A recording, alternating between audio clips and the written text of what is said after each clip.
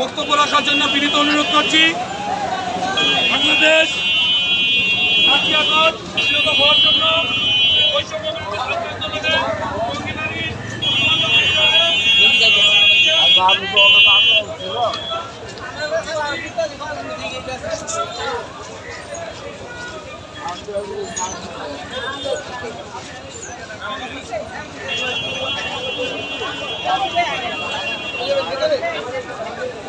আপনারা ঘুনে খাওয়া পোকের মতো স্বাধীন বাংলাদেশে কাটতে চান, ঠিক ঘুনে খাওয়া পোকের মতো আপনাদের টিভি দিয়ে গেলে ফেলা হবে।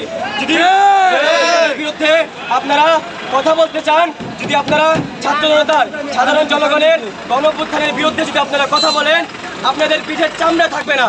আমি বলে দিতে চাই, মানুষের জনসাধারণের জননেতা জনাব আলী আসগর রিপন মল্লিকের নামে যে ভুয়া অপপ্রচার হত্যা মামলা চালানো হচ্ছে, যে ভুয়া সংস্কৃতি রটানো হচ্ছে সাধারণ জনগণের মাঝে, আর যারা এই জিনিসটা লেগেছে, আমি আপনাদের কাছে দাবি করব আপনারা এটা খুঁজে বের করে তার বিরুদ্ধে কি ব্যবস্থা নেবেন আপনাদের কাছে আমি বলতে চাই।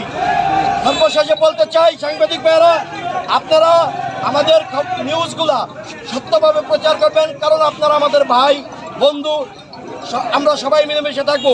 আর রিপন মল্লিক সম্বন্ধে আপনাদেরকে কি বলবো আপনারা তো জানেন। এই বলে আমি আমার বক্তব্য শেষ করতে চাই।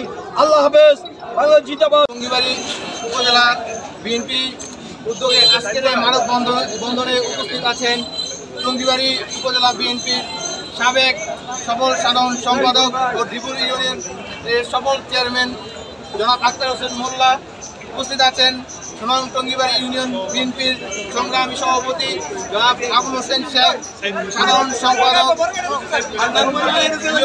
সাধারণ সম্পাদক উপস্থিত আছেন জেলা কৃষক দলের সংগ্রামী সাধারণ সম্পাদক শহীদ মুজুদ্দার এবং বিভিন্ন ইউনিয়ন বিএনপির সভাপতি সাধারণ সম্পাদক টঙ্গীবাড়ি উপজেলা যুবদল ছাত্রদল স্বেচ্ছাসেবক সহ সংগঠনের নেতৃত্ব সবাইকে সংগ্রামী সালাম।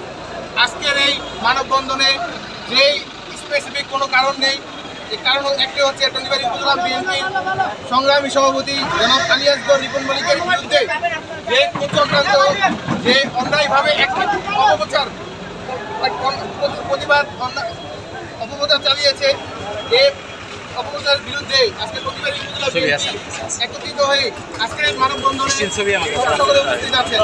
যে অপপ্রচার চালিয়েছে তার বিরুদ্ধে কোনো কারণ নাই, কোনো নাই, একটি কুচুক্তি মহল বারবার